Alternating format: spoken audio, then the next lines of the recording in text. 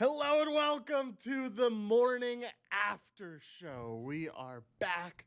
It is Tuesday morning and we're here. We had a great show yesterday. We're back on it today. We've finished week one in an extravagant fashion. Jared, I know it wasn't the best week one, especially when it comes to last night game and the tilt that you had. But how are you doing, man? How else was your Monday outside of that game? Yeah, I mean Monday was great. It was busy. I was at the desks from right now, like this time, 8:30 until about the second quarter of that game. So busy day, busy content day. Wouldn't have it any other way. I'm excited to kind of move on from week one because I've been hit with the variance bug really bad in the last like 48 hours. So I'm ready to get over it and talk some week two football instead. Yeah, I can understand why, man. That was a brutal variance right there in that game. And that's gonna happen from time to time. We've seen it in MLB this season. You see it in every sport. You rather honestly, it's good to get it out of the way with week one, Jared. So hopefully you got that variance out of the way, and now we can have that good variance. In the chat, Mario Reyes says, "What's up, fellas? What's going on, Mario?" Life of Goosty says, "Please go easy on my Ravens. It's still early on the West Coast. I don't know if we're gonna be able to go easy on your Ravens. We'll see though." D Ramified said, "Yes, sir. A huge blessing incoming to somebody today." That is true. Jared is giving away $250 cash like he promised on Twitter. So if you want a chance at winning that $250 cash, make sure to comment something in the stream chat. Tyler 452012 says, "Good morning, everyone. Good morning. How you doing?" Grace to you said, "Let's go." Little Lily said, "Good morning." We have everyone filling in. Will Harp says, "Coffee's hot." My coffee's hot too. Even got the cool Star Wars mug in store today. So yeah, Jared, how much coffee do you have to have during the day? Me and Sean were talking about this on the Oh. podcast yesterday, and I am now to 3 cups a day. I'm not that far, but I have two cups at least. There you go. One during this show, and then I'll probably slam another one before the NFL stream. But yeah, it's a necessity at this point. It is, right? Like I have one before this show, one before the NFL streams now, and one before MLB streams too. So like I that's what gets me to 3 a day, and I'm sure it's not the I'm sure it's not the best, but it's what's needed. Pasty Diabetic subbing at a tier 1. Thank you very much, sir. They've subscribed for 10 months now. That's insane. It's crazy to see so many people have like that little fact that they've subscribed for double digit months. Or I know when you and I when we sub, it shows that we've subbed since the beginning of the channel, which has been like Yep. 15 months or 16 months now or something. It's absolutely insane. We have a few more people saying good morning. Good morning to everyone. Hope you guys had a decent week one. I know, Jared, you struggled a little bit, but I know other parts of the company definitely picked up the slack. Or Ted Robb said, "What's up? What's up? What's going on?" WS in my JS says 2 to 3 cups for this, Jared. Hey, I feel you, man. I'm right there with you. All right, Jared. Anything else to touch on in the opening segment? And if not, we're gonna move into talk about some football, baby. Yeah. No, let's get this over with. Yeah, let's get this over with. I'm happy that we get to do it early on in the stream, right? Because we get to just talk about this whole thing, and then we really don't have to talk about football. Actually, we do have to talk about one more football thing, but it has nothing to do with the Sunday night game or Monday night game. So let's talk about it. The Ravens ended up losing to the Raiders in an amazing game last night. If you did not get a chance to watch the game, I would highly recommend that you go do exactly that. You go watch the game because it was a fantastic game to watch. Lamar Jackson looked really good against that Raiders defense. They were oohing and on. Their commentators were oohing and on all game until basically he started choking. But we saw some good things from the Raiders as well. We saw that Derek Waller was a target hog. We saw that Brian Edwards at the end of the game turned up really clutch. Even Henry Ruggs looked good throughout the game.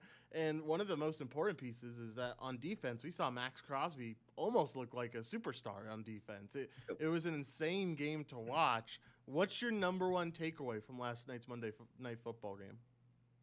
The number one takeaway by far was the target share that Darren Waller had.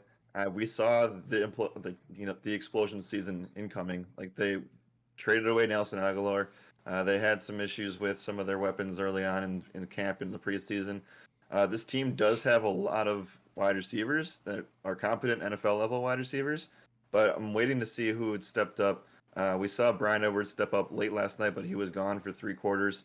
Zay Jones came in overtime and kind of was that guy that made the difference there. We also have Hunter Renfro, who did look very good. Henry Ruggs was hurt for a lot of the game, but did show up when it counted, when it mattered, and got that long bomb in the fourth quarter. So there's a lot of guys that can do a lot of different things, but I don't think Derek Carr trusts anybody like he trusts Darren Waller. And 19 targets is 19 targets. That's probably the highest he's going to get this season, but it's almost too early to tell, right? Like we can't obviously count on 19, but this is a guy who's going to have double-digit targets every single game, and it just affects the rest of the defense and how they play. So we saw at the end of the game, they over adjusted to guard Waller, and then that freed up everybody else, which is why Ruggs was open, which is why Edwards was open, which is why Renfro was open. I mean, it's just impossible to figure out what they're going to do if they commit to Waller or if they try to let him go one-on-one. So that's the biggest takeaway for me, Darren Waller and this offense. We'll see. They're going to live and die by that connection this season. Yeah, they really are. And I will say another takeaway that I have for this team: Jacobs didn't look as bad as I thought he would. Had those 2 touchdowns that he ran in. I know they were kind of tilting because those probably should have been Waller touchdowns. There could have potentially been Waller touchdowns, but Jacobs looked good, man. And I just think this Raiders team looks a lot better than we thought they would. So I don't know if you saw this, Jared, but Vaughn asked something on Twitter. Vaughn, good friend of the company. Go follow him on Twitter at Steven_Schiller. But Vaughn asked like what was going on in the NFL world, because he said he promised himself that he was going to pay more attention to the NFL this season. And one of the questions he asked was, is the coach in Las Vegas still getting paid a ridiculous amount of money? And so it was a couple questions. It was stuff about like George Kittle and just a whole bunch of stuff. But I answered all the questions, and I was like, yeah, John Gruden is still getting paid a shit ton of money. And not only is he getting paid a shit ton of money, but also the Raiders suck. And so last night, I just got like 5 or 10 notifications all saying, Raiders win, all adding me because I said the Raiders suck. But I don't know. I don't know if I'm overreacting. Maybe it is a week 1 overreaction, but I don't think this Raiders team necessarily sucks. Yeah, I wouldn't say yet. I think that, maybe we're overreacting to maybe what happened last night, but they looked really good at home. The crowd was there. They were juiced up. We talked about, we were, given the chance to see Steve Aoki and Bruce Buffer intro the game, so that was cool. That was cool. The environment was great, and like Charles Woodson was there, who was cool. But yeah, I mean, at the end of the day, it's a long season. For the Ravens, I would be concerned with their health. So that's the biggest takeaway for me on that side of the ball. Yeah. The health for the offensive line, the health for the defensive line, and some of those secondary pieces. We saw even more injuries take place last night, and they were able to, when Derek Carr can piece you apart. Like, I understand he's a very competent quarterback. And he actually is one of the more clutch guys. They posted a stat last night in the fourth quarter saying that Stafford was the only one that was active that had a better, more comebacks than anybody else in the league. Derek Carr being that second guy.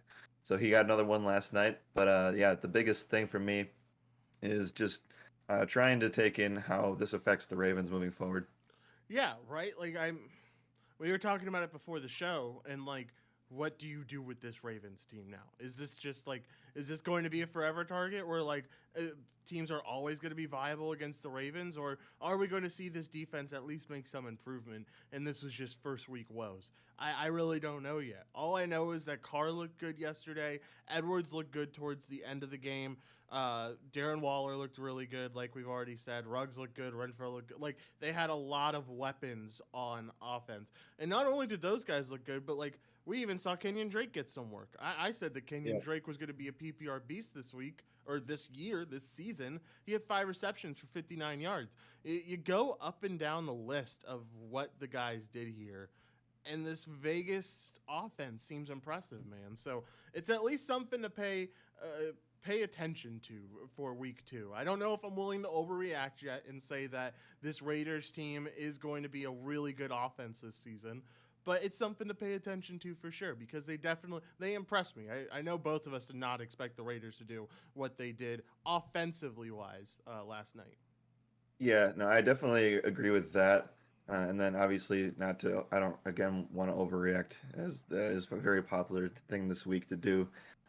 Yeah, I just think that their schedule is very tough as it always is, and but within the division, but they also get the chance to face the NFC least teams too. So maybe that does swing them up a game or two. And you also have to remember that um, I mean their biggest thing they always shot themselves in the foot and made stupid mistakes. We saw it late with the false start penalty in crunch time. We also saw it with that Willie Snead dropped, or not even, he just didn't have his hands up at the right time. Yeah. Wasn't expecting that pass at the end of the game. So they always find ways to shoot themselves in the foot. Carlson came up huge last night, but yeah, I think it's before we move on, I think I probably have to divulge what happened last night for me. Yeah, for sure. I mean, like it's your swing was absolutely insane, man. You were telling me about it before the show, and I knew it was an insane swing, but like to hear you actually say it was like, oh jeez, this guy, like the worst variant. Do you want to tell everyone like how that swing went down? Yeah, I had told you about 40 minutes ago, and I had no coffee in me, and I was so defeated this morning waking you up. were. You were not I only were you was so defeated defeated. waking up, man. You were defeated when you got on the stream. I was like, "Hey, Jared, what's on? What's going on? How you doing?" And you're like, "Hey, how you doing?" Yeah. And I was like, "Oh, this Week one poor just needs guy." to go away. Yeah, Yeah. for sure. So first of all, I'll say that I did not lose on DraftKings this week out of the four slates that I played. The second There thing you is go. that I feel like I can capture the showdown pretty well. And last night I didn't check my phone at all because it was low battery for like the majority of the fourth quarter. So if I turned my phone on, I would have just probably, if I opened the DraftKings app, it just would have shut off. So I didn't even bother. So then when Justin Tucker, I finally charged my phone a little bit, and then Justin Tucker lined up for the field goal. I was like, okay, this game's probably pretty much over at this point, right? And I knew that we were going to get, if he made that kick, which I know he can, and he's the best kicker in history, possibly, at least most accurate. And I knew that if he made it, I would get 5 more points because the kick was that long. So it's like, oh, we're probably sitting pretty good right now. I know all of my pieces are there. I had the Waller touchdown at captain. I had Lamar. I had Marquise Brown who scored a touchdown. I had Hunter Renfro who went off late in the game. And then, yeah, so I opened my DraftKings app and I saw that I was winning $20,000 and winning 3 tournaments. And I was like, oh, okay, this game's pretty much over. And then I saw the kick and I was like, oh, sweet, I'll just turn my phone off. And so the phone went off, and then the whole Brian Edwards and Ravens collapse happened. And we still ended up swinging.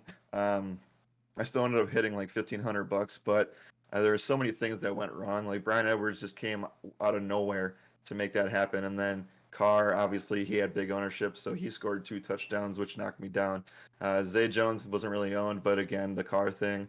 And then, yeah, I mean, Carlson also had exposure. So, like, I finished really, really well. But the main thing I'm pissed about is because, like, if the Ravens just make like a stop on defense, just one stop, then I win that much money. But I also don't have to pay out $250 to somebody on the stream because the Raiders wouldn't have been able to score more than 24 points. I was even safe with that. Like I was okay with going to overtime to a certain extent because the game was tied at 24 and I wouldn't have had to give out the money. But since they won the game and scored more points, I just yeah, I went from winning 20,000 and giving away no money to winning a good chunk of money but still having to give something out. But yeah, I'm very very tilted about what happened last night, especially for all the members who played FanDuel because we were winning the entire game and would have that Justin Tucker kick would have solidified everything for us. But then all the rest of the game happened. Just awful, man. Just absolute. Just D Ramified says to Jared, "What is the worst variance in NFL this weekend, including Monday Night Football?" And I think our AP Bodine said it perfectly. You're listening to it right now. It was that whole Yeah. scenario right there. That was the worst variance. And I mean, I've seen a lot of bad variance spots. I know I've been victim to a lot of bad variance spots, but like that might be one of the worst bad variance spots I've seen in a really, really, really long time. Yeah, I mean, we called everything Yep. Everything that we covered on the stream yesterday, and it was going exactly according to plan. Even fading Carr and going Waller was the move last night, and we got burned so hard late, and we had it all good to go. But that's the nature of single game showdowns. Like literally is not over until the last play. And I thought that the last play was that Justin Tucker kick. So, that's on me. But I'm giving away $250 today. That is easily, Josh, top one for me in worst bad beats Yeah. ever in DFS. Yeah, I can't imagine anything else coming first. That's a pretty bad beat. I will say we are going to take our victory laps because we're all down on ourselves right now, but we're not completely wrong. I know that you provided a pick yesterday that said Darren Waller was going to score a TD and at Yep. any point in the game, and he ended up doing exactly that. It was getting close there at the end though. I put the bet in, It was. and I felt pretty confident because we talked a lot about that, and I was like, oh, let me put some money on this. Let me put some good old coin on this, and then it got close there at the end. I was like, oh, is he going to get in? I don't know. Brian Edwards, the prop that I had, and just the prop in general, the over the 38.5, both cashed all at the end of the game. I know to your detriment, but still cashed. And then I saw a few people in the chat listen to my advice. Some people put Zay Jones in the lineup. And hey, that's my guy right there. So I went to the gym last night while I was watching the game, and it was OT, watching it at the gym, and I see this number 7 catch it, and I was like, who is that? Because Zay Jones wore 12 last year. And so I was like, Yeah. who is this number 7 here? And I saw the back of the jersey say Jones, and I was like, no fucking way is that Zay Jones. And it ended up working out really nice for us. Really quickly, we have a few people that sub, so I want to thank them. Go Friars33, thank you for subscribing with Prime. We also had Bodine subscribe with Prime. Thank you very much, Bodine. And Life of Goosty extended their tier 1 subscription until November, Jared. It sounds like far away. Nice. It's really not that far away. That's 2 months. That's insane. Just time's been flying really fast recently. Just want to go through the chat to see if we missed anything. But any final thoughts?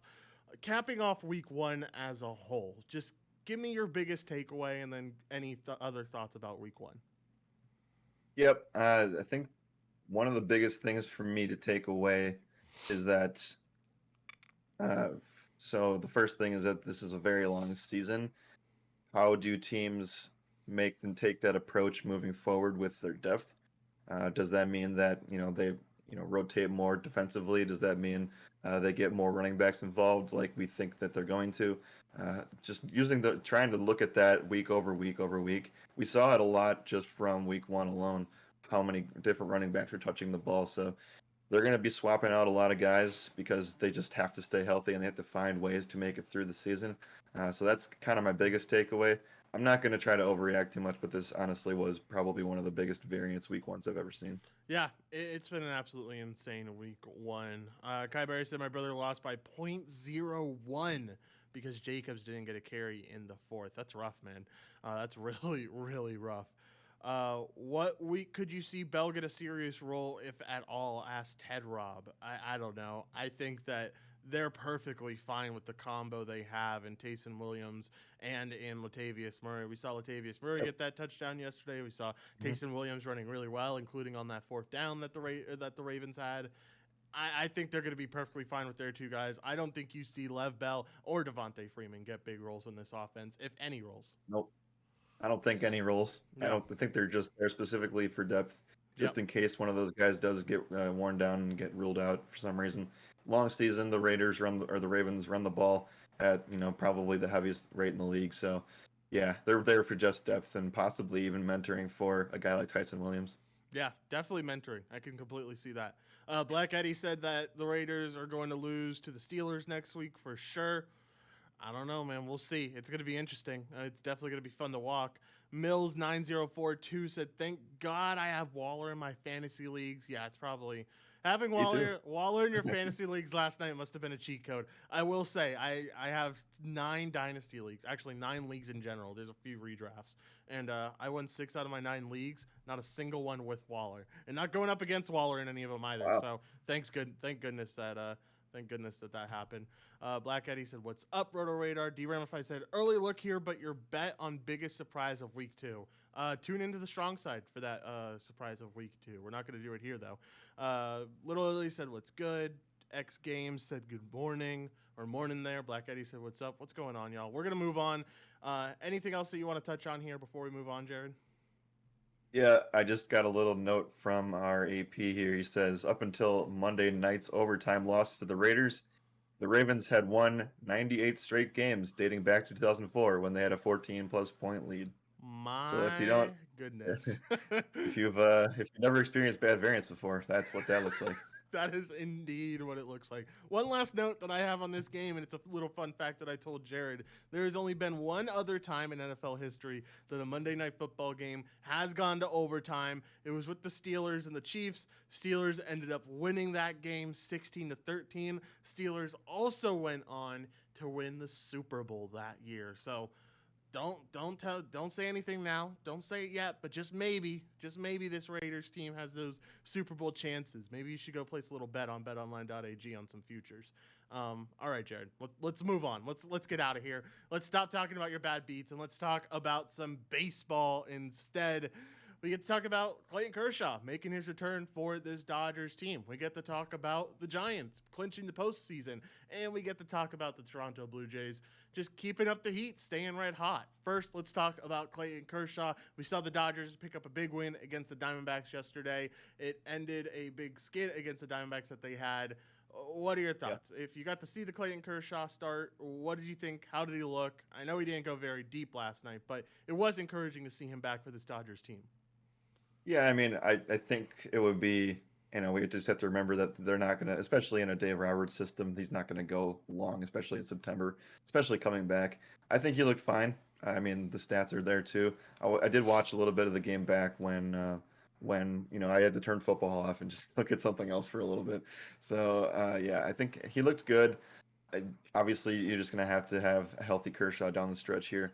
Their team should be fine, but again, I think that they're in that in the range of where things could happen to where they might have to, if they drop a little bit farther, have to play a competent team in the wild card in a possible 3-game kind of series. So I think that they need all the help they can get on the pitching side of things. But I think it was obviously good for the Dodgers fans to have him back last night. Yeah, definitely good, and I agree. I don't know if they catch up to the Giants. Every series that we've seen in the regular season between the two teams, Giants seem like the better team. So I don't know if they end up catching up to them. It's going to be interesting to see who makes that wild card. I know Sean and I have a little friendly wager on if it's going to be the Padres or any other team in baseball, which I like my odds with that bet. But it's going to be fun to watch who this Dodgers team is going to have to face in that wild card game. Postseason clinched for the Giants. Absolutely huge for them. I mean, no one expected this, right? If I told you, how many months ago? 5 months ago, that the Giants are going to be the first team to clinch for the postseason, what would you be saying to me right now? I would say the Dodgers would be pretty bad. That's what I would say. Yeah, right? They would be pretty bad. They would be awful, but they're not. And you see the Giants still succeeding. It's crazy. Yeah, the other thing too is that would have meant that San Diego would have not lived up to the performance that they should have had, which actually is true. They're probably going to slip out of the postseason picture unless you think that they can maybe sneak in there. It's going to be very, very close down the stretch between them and the Reds. But yeah, I mean, Giants, they look good, man. And again, we talked about, like, they've been hot all season, but we talk about closing. We talk about teams that separate themselves, and this is the time of the year to do it. That last 10 stat again comes back 9-1 Giants in the last 10 games. So yeah, I think that consistency obviously is important, but finishing strong is definitely probably the thing that comes up the most in this postseason race. Look, it's just baseball is always about what team gets hot at the right time, and I think this Giants team is kind of honestly they've kind of just stayed hot all season. I mean, I know they've had their woes here and there, but they're especially hot right now. So I think that with them clinching the postseason, as long as they stay healthy up to the postseason, it's looking good for them. Speaking of staying healthy and looking good for the postseason, the Blue Jays ended up getting a win last night against the Tampa Bay Rays. Jared, the Red Sox haven't really been able to win against the Rays. I know my Yankees haven't been able to win against the Rays. And now we're seeing the Blue Jays do it. Of all teams, I don't know, man. I don't know what to think about this Blue Jays team. They ended up winning last night. That secured them a spot. Didn't secure them a spot in the wild card, but helped them in securing a spot in the wild card race. I know the Red Sox lost last night, thank goodness, and the Yankees ended up winning on a walk-off hit yesterday. So that race for that wild card just keeps getting tougher and tougher. What do you think about this Blue Jays team? I mean, I know we've talked about them a ton recently, but they're the hot topic right now in baseball. Yeah, you have the Giants in the National League, and the Blue Jays are the hottest team in the American League right now. Getting hot at the right time once again. 9-1 in their last 10 games. The three teams, the Blue Jays, Yankees, and Red Sox, they're probably all fighting for. Well, they're fighting for two. I think they get two wild card spots in that division. So I think that that's probably a thing. But one of those teams gets left out of the mix, and they're all within one game, if not a half game of each other. Yeah, it's going to be extremely interesting to see what happens. We could even have a tie. Well, let's see. We might even have a tie game scenario where they have to play. I know that it's happened a few times recently, but 163 games to end the season could happen. Yeah, definitely could happen. We also saw Vladdy hit a home run last night, and that gave him the lead in the home run race. I'm pretty sure now he's at 45. Him and Otani have Insane. been battling it out right now. Give me your pick. Who ends up winning the home run race, Jared?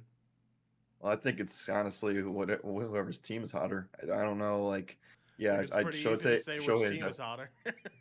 Yeah, I know, right? So that's kind of where I'm going with this. I do think that Vlad has the momentum here. I'm not going to say he gets to 50, but I think that he has a real shot at like 48 home runs, which would be in this, this year coming back after being so gone. We didn't even talk about this the entire season. The fact that they played like 60 to 70 games last year, now they're supposed to play the entire 162 that they normally play without having to do that for a long time, just shows the consistency of Vladimir Guerrero, and he has stayed healthy pretty much all season. Yeah, it's insane to see him stay healthy. It's insane. Anyone who's able to stay healthy throughout this season, I'm not going to say it's a miracle necessarily, but like it's kind of insane when you consider that, like you said, they played that small season. Now you're required to play almost 2.5 times as many games. You would expect some injuries. And I mean, this whole Blue Jays team outside of George Springer, who constantly is injured, you don't see many injuries on that Blue Jays team. So definitely interesting. All right, going through the chat a little bit just to see what everyone's been talking about. Chris the Fed, thank you for the tier 1 subscription. They've subscribed for 4 months and is currently on a 1-month streak. That's absolutely awesome to see. Life of Gusti said we absolutely love to see it in adding our producer. I'm guessing that was in reference to talking about the Giants clinching the postseason. D-Ramified asked, 100% bet to make it deep in the playoffs besides the Giants. I know my answer to this question. I want to hear your answer. Who do you think is 100% bet to make it deep into the playoffs this season? What's deep? At least one round, I would say winning one series, yeah, winning one series. There you go. Preferably winning not the one wild series. card. Preferably not the wild card. Yeah, I would say divisional series. yeah, I can't, so I'm not gonna even talk about my team at all. So I'm gonna go with the White Sox. There you go. I like the White Sox bet. See, so like I feel like you have a lot of competitors in the AL because I was gonna say the Rays. I think the Rays are nearly guaranteed a deep run in the playoffs with how that bullpen has been playing so far. It's gonna be really interesting. Little Italy, I wasn't gonna comment on this, but he commented on it himself, so I'm glad I get to comment on it now. He said Rays and Jays World Series, calling it now. And I saw that and I was like, that ain't happening. Mostly because they're both in the AL. And then he said, wait, I'm on Bath Salts. They're both in the AL. Yeah, it would be fun to watch, though, Rays and Jays. It would be entertaining, but I don't think that's going to happen. Maybe, just maybe, they end up being in the ALCS, but we'll just have to see. WSMIJS says the Sox are guaranteed. White Sox or Red Sox? You got to tell us, man. QDZ agrees with you in saying White Sox. Desert Zombie says it's definitely going to be the Dodgers. Black Eddie said Vladdy's getting to 52 home runs. Ugh, I don't know. We'll see. It's going to be fun to watch that home run race and to see if either one of those guys can get to 50. Jakku said at least we all agree Astros aren't going deep. Yeah, not a single mention of the Astros here. Maybe they're maybe. Hold on. Okay. Hold on. Now I was gonna make you guess this and have it be harder, but this is obvious now. Who do you think is the favorite to win the American League pennant via Bet Online? Yeah, it's probably the Astros. It's probably the It Astros. definitely, yeah. Insane Astros because plus 200. I just think Yep. there's too many guys plus 200. That's not bad odds, actually. I thought you said minus 200 at first, and I was like, don't take them. But No, like, no, no. plus 200 is good, like a decent odds. I don't know. I don't mind it. I will say that's the one team that's starting to slow down a little bit. So it's going to be interesting to see. Brian says, "Where's Roto Radar at?" Normally pops up when people talk shit on the Astros. Yeah, it's like he has like a skill or a superpower where his ears just go off whenever someone talks shit about the Astros. And because whenever I talk shit about the Astros in the good skill chat, he just always automatically comes in there and is like, "What are you saying?" Yeah. Look, there he is, man. Always there, always watching. Little Italy said, "Get rid of the Pirates, move the Jays to the NL." That certainly would be interesting. All right, anything else you want to touch on for MLB and anything we need to recap? Yeah, just the top 3 or 4 teams per each division or per each league that are going to have the best odds to win the pennant this year.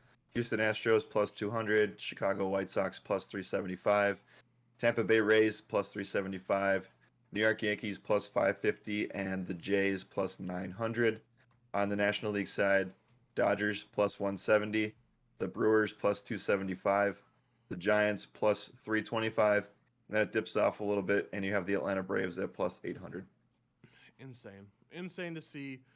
Make sure if you have a strong premonition on any of those teams, go bet on them over at betonline.ag, our sponsor. All right, Jared, let's talk about some college football. We got the top 25 poll, and not too much has changed in all honesty. I don't think it's that much different. We do know that Oregon went up to number 4 while OSU dropped to number 9. And the matchups this week of ranked teams: Bama versus Florida, the 1 seed versus the 11 seed; Auburn versus Penn State, the 22 seed versus the 10 seed; and then ASU versus BYU, 19 versus 23. First of all, thoughts on Oregon moving into the top 4 after the OSU win? Yeah, I think was Florida the team that I picked that was going to jump up into the top 10? I think it might have been. I think it might have been. I Maybe, think you might be right. yeah, so I like Florida quite a bit this year. They showed up when it mattered. I think that you talk about, we'll talk about Oregon here in a little bit, but yeah, Florida for me, I'm keeping an eye on. I think that, out of any of these teams in the top 10 to 15, I think that that would be a team that would sneak through. I'm not really sold on Wisconsin yet. I mean, they played East Carolina, so I'm not really concerned necessarily with that. But yeah, I mean, Wisconsin would be a team for me that I think could fall a little bit farther if they don't get their quarterback play figured out. For me though, I think that Florida is my bet to get into the top 10 still. Yeah, it's going to be interesting to see how they perform against Bama. I love the fact that Oregon got up to number 4. I think that's probably where you put them after beating OSU, and they obviously have some tough matchups now to deal with in the Pac-12. I would be I'm excited to see that Oregon versus UCLA game. I'm not sure when it is in the season, but I know that one's going to be a barn burner, and it's going to be a lot of fun to watch. Going to be fun to watch Penn State too. I kind of believe in this Penn State team. I like what Sean Clifford has been doing for his second year. I don't know. It's going to be interesting to see Penn State face off against an SEC team. And then Yeah. ASU versus BYU. I don't know. It is what Yep. it is, man. It's going to be fun to watch. Always love watching college football, but I honestly have no clue how that one plays out. Yeah, I don't really either, but it's their white. I don't know what it's called. I think it's the white shirt game, something like that. It's like the whiteout game where everybody wears white. So that'd be really cool to see. And I have that circled for me on the calendar on Saturday night. That's probably what I'll be watching. In addition to everything else going on that day. But yeah, I'm really excited. I really don't know which way that's going to swing because, yeah, Penn State, is very good this year, but Auburn could be an entire, league above them. We'll see though. Yeah, we will just have to see. Any other comments on the top 25 AP poll? And if not, we're gonna move on to the next segment. Interested to see how long Cincinnati's going to hang around. That's one of Yeah. the other ones that I'm interested in seeing. But yeah, I mean them. I think that Texas A&M and Iowa State are the real deal too. So we're going to start seeing these guys separate from the rest of the league. For sure. All right, let's move on. Let's talk about the next segment. Usual on the morning after show, it's the flag on the play segment. Jared, this is a segment where we talk about some questionable things that happened on the slate before, whether that be super chalk players that just totally shit the bed, or guys that were super under-owned who ended up really impressing us. I guess we can start off with Monday Night Football, even though you might not want to. What surprised you last night on the Monday Night Football slate? I mean, just to touch on Waller again, I mean, I hate to be a broken record on this, but Yeah. like he is going to be just an absolute monster this year. I was expecting 10 to 12 targets in a really, really high paced, fast moving pass attack in the second half. But he had 10 targets in the first quarter, Josh, and yeah, 19 overall. Actually, I think he might have had more, but it was 19 in regulation. So it's just absolutely insane to see what he can do. He's just getting better and better every year. So that for me, it wasn't a bad beat. It's just really, really shocking to see. Obviously, you know what my bad beats were, but the one thing here is that again, the Raiders got really lucky with some of the mistakes they made down the stretch. They did get, nobody's going to talk about the Snead mishap and then the interception at the end of the game there. Nobody's going to talk about that. No one's going to talk about the fact that when they had the ball, obviously it was ruled a touchdown at first, that Brian Edwards extension over the goal line. He was marked down short, so they had to refocus. And then one of their, Derek Carr wanted to sneak the ball once, didn't make it. And then the next play, he changed his cadence when he has a rookie right guard in there, and the right guard false started, and now they moved themselves back even further. And then that's when the interception happened. So that was definitely part of the whole bad beat things that didn't make sense to me. Yeah, it was rough, man. It was rough at the end of the game there. And just like, I'm just looking over the stats again because I watched the game, didn't really pay attention to the stats because I didn't have to. I'm not providing or anything. Um, but some impressive things to me, and I want to hear your thoughts. Sammy Watkins was the wide Yep. receiver for Baltimore and just the plain out receiver who received the most targets and had the most receiving yards, almost 30 more than Marquise Brown did. Sammy Mhm. Watkins was in addition to this team in the offseason, and I know we said that he was going to take some type of role. I didn't expect this type of role. So is this something that we can expect from him, or do you think Mark Andrews might take over? And Mark Andrews, only 5 targets yesterday, only had 3 receptions. So I know you had him in the FanDuel lineup, and it didn't work out well for you. But give me your thoughts on that Baltimore receiving core. Yeah, I mean, right now they're down Rashad Bateman. They're also, dealing with this group of wide receivers. They have this tendency to always play really well week one, week two, week three, and then things start to happen. Either they have a pulled hamstring, but Sammy Watkins, Marquise Brown, these guys have been known to be injury prone. So I think what we saw from Watkins last night, I mean, we said there was a couple comments in the chat last night about this, but Sammy Watkins' best week is week one. I think that actually, Yeah. somebody brought that up on the announcement last night. One of the broadcasters brought up Marquise Brown also has his best week is week one too. So I don't know. I'm interested to see how that plans out moving forward. Watkins did have a decent target share though. Not gonna lie, they were coming down to him late. He showed up early, but he kind of disappeared in the middle of the game. Then showed up late in the fourth quarter to make that big catch and a yard after the catch there. But yeah, I don't know. Mark Andrews is going to be fine. I wouldn't worry about that right now. Um, they really don't have anybody else to rely on outside of Watkins and Brown. In regard to pass catchers. So yeah, I think that he's just fine. I'm not really worried about that. I think that would be an overreaction. You say that they only have Watkins and Brown. Man, it just surprised me that like Andrews didn't get the target share that he deserved in this game. I don't think there's anyone Yeah. really targeting him or like guarding him that would have been that much of a problem if they wanted to focus it on him. But like you pay the man, what was it, 4 years and $56 million? I might be off on the money total of that, but I know I'm close. You pay him a lot of money, is my point here, and then you only give him 5 targets on the biggest stage in football, Monday night. Like it just doesn't make sense to me. So I hope they use Andrews a little bit more smart. Just talking about the run game for Baltimore, Lamar Jackson had 12 carries, Latavius Murray had 10 carries, and Tyson Williams had 9 carries. Kind of goes to my point that I've been having ever since people have been asking us about this Baltimore backfield.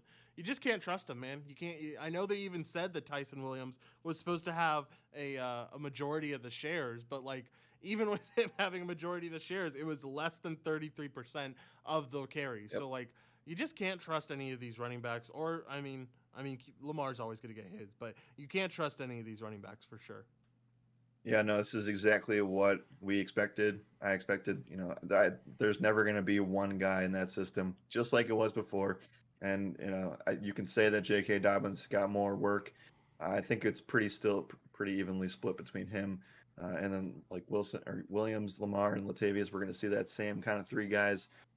They did rush for over 30 attempts, so for a normal team, that's pretty much the same, thing, but it's just split between more guys, including their quarterback. So No. they're going to see a lot of that RPO work. I think that they still have to work on that just because of the inexperience there. But Tyson Williams, it was a very good point on the broadcast last night. Williams was the only guy that made it through the entire camp. Everybody else was either signed after or picked up after the preseason was over. So he's the only guy that really knows everything inside and out. But he still only got 9 carries last night. Insane. I mean, like, after I heard the Tyson Williams thing yesterday about how he was going to get the bulk of the carries, that was from a reporter in the Athletic, by the way. I was like, all right, so maybe I was wrong here. Maybe I'm going to have to swallow my words tomorrow on the stream and say, hey, maybe Tyson Williams looks like the RB1. Still not the case though, man. Baltimore's going to Baltimore, and I knew with all these injuries that you're not going to have a lead back. I mean, even if J.K. Dobbins was in there, would he even be in like a technically lead back role? Or they probably would have given Gus 40% of the carries, maybe 35% of the carries. Like, I don't think any running back is supposed to have a lead back role in a Harbaugh system. Yeah, no, 100% agree. I think the RB1 will forever be Lamar Jackson, especially when he's given the choice to be the guy that's making the RPO decision. So yeah, for me it's always going to be Lamar. I mean, yeah, we were very very high on J.K. Dobbins, but I think that this team is just going to probably rely more on Lamar as this plays out. We'll see what happens with them. But again, I think that the same thing applies to what has happened the past couple years for them. Can they establish the ground game early? Can they, maintain a lead? Because once they start coming from behind, it's kind of going downhill from there. And we saw that last night, late in the game when things actually got close, and then when eventually they, had to make that crunch time decision. But yeah, okay, Josh, we actually do have some NFL breaking news here. Ooh. The first one comes from, or they're both from NFL at NFL Rumors. This one said that with Cam Newton available, Ron Rivera did say that he will not add a new QB at this time. So they're going to run Taylor Heineke out there, and he's going to play Thursday Night Football against the Giants. And I see him probably maintaining that role until Fitzpatrick is healthy enough to come back. So for reactions to that and reactions to possibly having the reason that Fitzpatrick got hurt initially was because apparently he went down the wrong way on a water slide over the weekend. Wait, Have you heard what? about that? No, I have not heard about There's a that. rumor. Yeah, there's a rumor going around that the hip was already a thing, and then it got like additionally hurt in the game. But apparently he went down a slip and slide wrong over the weekend or the previous week. No fucking way. Holy shit, that's hilarious. That is so funny. I wonder how that plays in the contract, like his money wise. I know they have stuff in the contract that says like if you get hurt outside of the game, then that's super interesting. Yeah, on the breaking news for NFL rumors, I don't know. Like I'm not surprised, man. Like it just. I said that they already know who Heineke is, right? Ron Rivera already knows who Heineke is. He knows that he's a Yeah. quarterback that can get him through because that's exactly what Heineke did last season. He got him through until he ended up getting injured and they had to go the Kyle Allen direction. But like Heineke was good enough last season, right? And so like good enough is good enough. That defense is going to do most of their work. The weapons are improved on that offense, so I'm sure they know that they can give Gibson the ball probably 20 for 25 touches and just win games. It'll be interesting to see if that can get it done. Tyler 452012 says Cam is done in the NFL. Jared, do you agree here that Cam is done? Because I mean, like we're seeing these injuries, right? And if he's not getting signed, then what's the point? Yeah, I'm not going to go that far and say he's done, but I do think that teams will eventually need a backup quarterback in some regard, maybe a guy that can step in and play a package or two.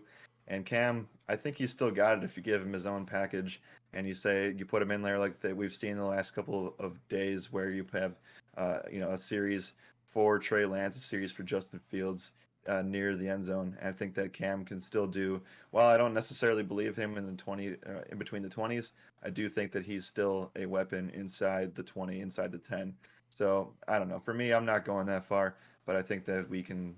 I think he's still somewhere. He might not be a starter again in the league, but I think that he still would find a team somewhere that'll take him. Josh, we still have one more piece of news. It's not really huge, but it's interesting to talk about. It sounds like the Saints are going to sign Kenny Stills, who is familiar to that program. So yeah, thoughts on that? It just is one more really, I wouldn't say elite receiver. I wouldn't even say NFL competent receiver at No. this point. Kenny Stills has never stayed healthy ever, and now he gets to be in a system where he is just another wide receiver that can run straight. Yeah. Who can run straight? I like that little bit at the end there. Yeah, I mean, interesting, sure. I'm kind of mad that I'm here and not able to go to my dynasty leagues and go pick up Kenny Stills everywhere. I'm already seeing the sleeper notifications about people picking him up. That's perfectly fine Hmm. though. Um, I don't know. It is what it is. Makes the wide receiver room a little bit more crowded. I bet by week 5 when they get Deontay Harris back, he's going to end up getting cut. Not Deontay Harris. Whoever they lost this past weekend and said that they're going to come back in 3 to 4 weeks. Um, as soon Yeah, as they start, Traquan. yeah, Traquan, thank you. As soon as that wide receiver room starts to get a little bit healthy or healthier, I think Kenny Stills will probably be cut, but we'll have to see. It'll be interesting. What was I going to say? I had something to talk about. Oh, don't put that Cam Newton shit into the vortex. You know how awful that would be for DFS, Jared? You know how awful that would be for a team to be able to just bring Cam Newton in for the 20. And the sad thing is that like we're starting to see it a lot more. We saw it with Fields, we saw it with A Trey lot. Lance, we even saw it with Marcus Mariota yesterday. He ended up having a 38-yard run. Like, Oh yeah, like we're seeing it in so many places. It's like the opener of NFL DFS. It needs to stop. yep. Everyone cut it out right now. People, It's yeah. just it's I done. mean, It's done. I'm calling the it last done. thing I'll say is, all right, we're done. But I will say 18-week season. 18-week season. Yep, you're definitely right about that. All right, anything else for flag on the play when it comes to? I guess we didn't even talk about MLB. It's just been so much fun to talk about NFL. But anything surprise you for MLB? No, not really. I mean, I wasn't really. To be honest, I didn't pay much attention to it last night, obviously. Yeah, So I really have nothing to add there. yeah, for sure. I will say when it comes to the MLB slate, kind of surprised about ownerships. Kind of surprised that the chalky stacks ended up failing. And I had a not very confident one-off play yesterday on the 30 to lock show. Which, by the way, make sure to tune in for the 30 to lock show because that's a spot where we break down the MLB slate, and we did a pretty good job of it yesterday, in my opinion. I talked about Jordan Alvarez, Jared, and like you kind of you didn't cut me off necessarily, but I wasn't confident in the play regardless. You heard it in my voice, and you were like, yeah, you don't sound really confident in the play, so maybe we'll just skip over that part. Jordan Alvarez, 2 home runs, of course, like, and I didn't listen Yep. to my own advice, so like that's mostly my fault, but like, man, it was an interesting slate for sure. We saw Sandy Alcantara do really well. We saw Alek Manoah pitch a game. I guess that would be my flag on the play, would be that Alek Manoah game we saw. We saw 64 FanDuel points. He had 8 innings and 10 strikeouts against the Rays, like against a really, really hitting team that did really well. Yeah, everyone's talking about it in the chat. Tyler452012 said Manoah trolled. Jay Coos said Yanoa. It's Manoah, but I understand. Desert Zombie said Jordan and Siri killed everyone. Yeah, this guy Siri, Sean talked about him on the podcast, and I won't try to say Siri too much. I'm not trying to set off your guys' iPhones, but this guy had 2 home runs last night and hit 4 for 5. That Astros team seems like it might be getting hot again, and that's a scary sight to see. All right, Jared. Anything else? And then if not, we're going to move on into our Bet Online segment. No, nothing else for me. I'm good there. All right, let's move on. Talk about some Bet Online, our sponsors for every stream that we do here for the NFL season. We get to talk about some underdog mentality, Jared. And this is a spot that we've kind of both been crushing, in all honesty. It's been a lot of fun to do with you recently. I want to get your thoughts on. First of all, do you know how we did yesterday by chance? I don't, Oh, which is okay. hilarious. Yeah, that is So I'll have to hilarious. listen back and look at that. Yeah, we'll have to Yeah. listen back. I know that I had my Edwards take, and I'm pretty sure that ended up cashing. So that's that for me. All right, let's talk about some underdog mentality. Anyone jump off the board for you that is an underdog on today's slate? Yeah, I see that we have See that we have Peralta versus Peralta today. That's fun. Oh, no. Uh, Juicy. but not going there. I can't take the Tigers against the Brewers. No thanks. Um, yeah. So okay, this is probably. I just keep targeting the same team over and over again, but I'm Yeah. gonna do it again because I think that they're in a good spot here. I'm gonna go ahead and take the Marlins at the plus 129 against Fetty and the Nationals. Dude, we just keep we're riding this Marlins wave, baby. We've been Hmm. riding it for a long time, and I definitely don't mind riding it again. All right, I gotta pick someone that isn't the Marlins now, which is pretty sad for me. Let's go with. You know what? I don't know how this team is an underdog. In all honesty, give me the Tampa Bay Rays. Maybe it's because of the matchup with Drew Rasmussen versus Jose Barrios, but like I don't know. I think even with those two, that's pretty close. It should be pretty close to pick 'em odds, in my opinion. And the fact that they're Yeah. plus 120 is kind of insane. So give me plus 120 on the Tampa Bay Rays. I know they're going up against that incredibly hot Blue Jays team, but I don't know. I just think that the Rays always have a chance to pull it off. All right, Jared, I need your lock of the slate. I feel like the lock of all locks. I see it already. There are some pretty expensive prices on this lock of all locks, but I feel really good about it. Give me your lock first, though. Who do you like? Yep. Give me, excuse me. Give me the Milwaukee Brewers minus 1.5, minus 132. Minus 132. I like it. All right, so I'll give you two locks because there's one that I don't think you have to pay too much for. I think it's pretty simple. Athletics minus 1.5. Frankie Montas been one of the best pitchers in all of baseball since the start of the second half of the MLB season.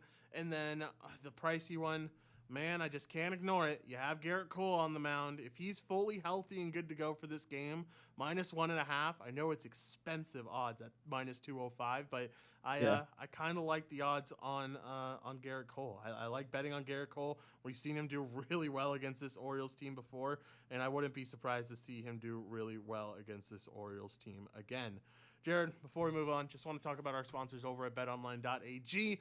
BetOnline.ag is more than just an online betting platform. Their focus on the player approach has built their reputation on offering clients nothing but the best from cutting edge technology, enticing promotions, and the latest sports betting odds. Arguably, their most popular and well known service, which you guys see right in front of you, is their sports book. Here you will find live lines for all of their major sporting events, including NFL, NBA, MLB, NHL, soccer, politics, and even table tennis.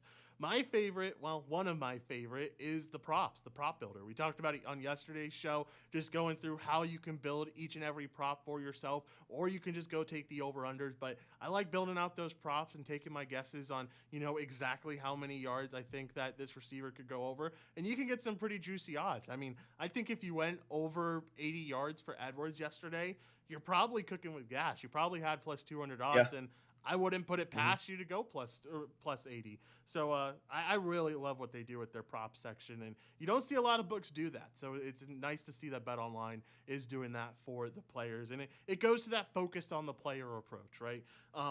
Bet Online is the absolute best platform for all your sports betting, horse betting, poker, and casino gambling needs, and we are so excited for them to be Roto Radar's exclusive partner for the 2021 NFL season.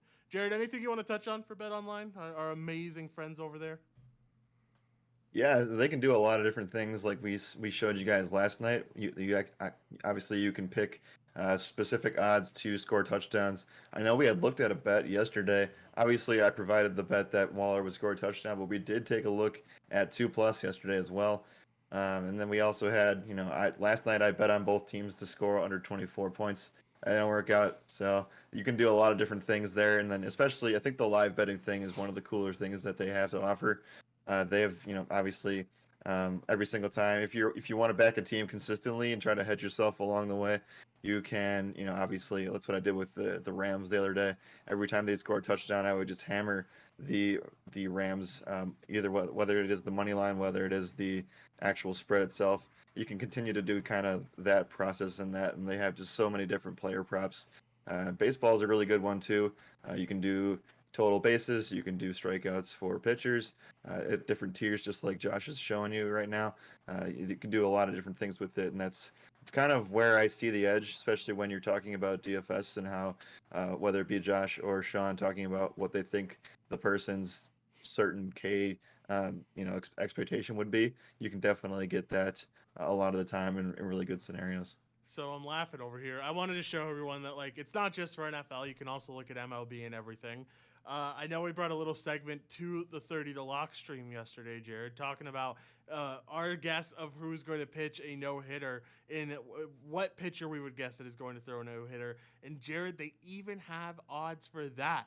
In this game for the Rays and the Blue Jays, it is plus 15,000 to say yes that either pitcher throws a no hitter. So hey, maybe I got to start throwing some money on what I'm guessing here for these pitchers. All right, if you have nothing else, Jared, then we're gonna move on. We have some fun little videos to end off the stream. But you have anything else to touch on? No, just bet $5 a game that person is going to have a perfect game, and you'll be good to go sometime. I'm gonna get That's it gonna right work once. once. Yeah, Sean or I are gonna get it right once. I can almost guarantee it. And maybe not. We only have 3.5 weeks left of the MLB season, so maybe not this season, but next season we're gonna get one right. I guarantee it. All right, let's move on and let's talk about our fun videos that we have in store. First video that we have in store, a little bit of Conor McGregor action. I don't know if you were able to watch the VMAs on Sunday night, Jared, but Conor McGregor was at the VMAs. I got to see him at the VMAs and him talking to the crowd. Felt out of place. That's all I've got to say. But he had a little bit of beef with Machine Gun Kelly. Let's see what happened. The red carpet of Sunday night's MTV Video Music Awards at the Barclays Center in Brooklyn, Conor McGregor nearly got into a brawl with Machine Gun Kelly. According to photos and video that captured the incident, the Irish fighter had to be restrained by security after he appeared to yell at the singer. Additional photos show the two men standing face to face during the heated moment. A source tells People that McGregor had asked to take a photo with Kelly, but his request was denied by the Stars team. The source adds that McGregor then, quote, went in on it a little bit, saying that the fighter had dropped his cane and then retrieved it before he began swinging it in Kelly's direction. All right, so we don't need to go any more in depth with that. McGregor swinging at Machine Gun Kelly. The only reason I wanted to bring it up was just the fact that like we're seeing all these celebrity boxing matches. And maybe this is the next one, man. Maybe this is next up. McGregor versus Machine Gun Kelly. I know our friends over at betonline.ag, they're on their toes with everything. They know what's up. They already put out odds for this fight. And it's without to say that not Machine Gun Kelly. Conor McGregor is a humongous favorite, a ridiculous favorite. Any thoughts on the boxing scene? Do you think that this is even a possibility when it comes to celebrity boxing matches? Honestly, I think that, well, first, I think Connor's more focused on going against Poirier again when he's healthy and good enough to do that. But it would be interesting to see. I don't think he would shy away from the money if there wasn't already another fight on the table. Yeah, it's I don't know, man. It's interesting. We'll just have to see what's next for Conor McGregor. All right, that is the end of the morning after show. Jared, we got 2 more minutes. I know we're going to talk with the chat a little bit. Everyone's going in on Machine Gun Kelly. It's kind of crazy to see. Bodine said he's a clown. Ramified said he would get killed. Brian said he's a weirdo. Bodine said he's already dead. Just absolutely insane.